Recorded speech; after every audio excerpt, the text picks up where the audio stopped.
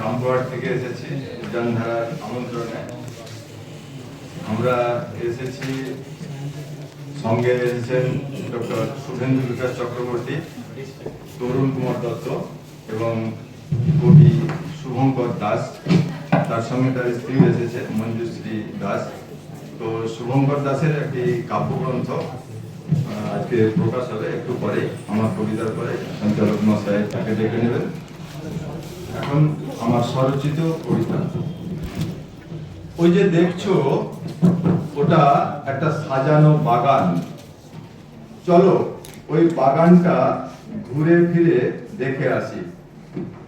আলো নেবে গো আলো, ভালো ভালো আলো আছে, এ আলো সব জায়গায় পৌঁছে যায়। তোমার বাগানের কোণে কোণে পৌঁছে যাবে এ আলো। আলোকিত হবে তোমার বাগানের ছোট থেকে বড় সবাই। এই আলোওয়ালা পালাও পালাও, এখানে আলোর দরকার হবে না, এখানে অন্ধকারই মূলধন। অন্ধকার আছে বলেই মালি নিজের মতো কাজ করতে পারে।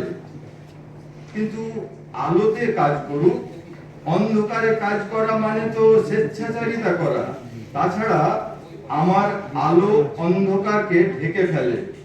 এ আলো শ্রমের আলো, এ আলো শিক্ষার আলো, এ আলো সহবতের আলো, নিয়মানুবর্তিতার আলো।